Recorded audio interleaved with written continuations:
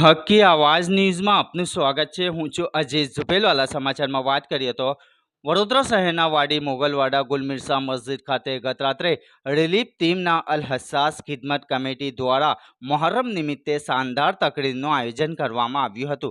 गफलत वाली जिंदगी को छोड़कर जिक्र वाली जिंदगी की तरफ आ जाना बस यही मुहर्रम का त्योहार है तेम कही हजरत मोहम्मद पैगंबर साहेब सल्लल्लाहु अलैहि वसल्लम ना नवासा हजरत इमाम हुसैन रदियल्लाहु ताला अन्हो अने सोहदाए करबलानी शान में हजरत मौलाना अतीक साहेब पठाने शानदार तकरीर करी हती। ज्यारे कमाल का हौसला था करबला के शहीदों का, वहाँ सब शुक्र करते थे जहाँ सबर भी मुश्किल था तेम कही करबलाना नवमा चांदे सकीना अने जेनुल आबेदीनना दिली हालात विषे कौमो मिल्लत एडवोकेट हजरत मुफ्ती इमरान साहेब धेरीवालाए दर्दभरी अवाजे तकरीर करी हती। अंते मुफ्ती खलीक साहेब मुल्लावालाए आशिक हुसैन जे पुष्कर वरसाद होवाना कारणे पण वाजमां उपस्थित रह्या हता तेमनुं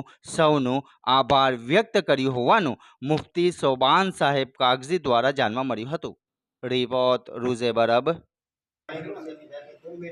मैदान पर टूट पड़ता, काश मेरी मौत मेरी जिंदगी को आज खत्म कर देती।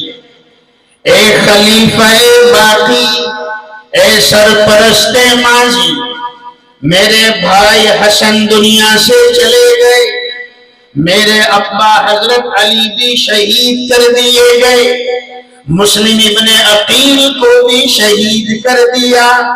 एक आप ही तो बड़े थे हमारे खानदान में, एक आप ही तो बड़े हैं।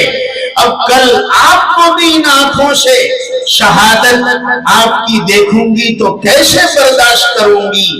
तो नवासे रसूल ने करबला के मैदान से ये पैगाम दिया, अपनी बहन को सीने से लगाया, सर पर हाथ फेरा और फरमाया, बहन ज़ैनब तू तो सब्र करने वाली औरत है, आज तेरे सब्र को क्या हो गया। मेरे भाई हसन दुनिया से चले गए, मेरे अब्बा हजरत अली भी चले गए, मुस्लिम इब्ने अकील भी चले गए, तो ए ज़ैनब तू और मैं दुनिया में रहकर क्या करने वाले हैं। हमें भी तो एक दिन जाना है, जो दुनिया में आया है उसे एक न एक दिन जाना है। कुल्लु मन अलैहा फान व यबका वजहु रब्बिका जुल जलाली वल इकराम फबिअय्यि आलाइ रब्बिकुमा तुकज़्ज़िबान।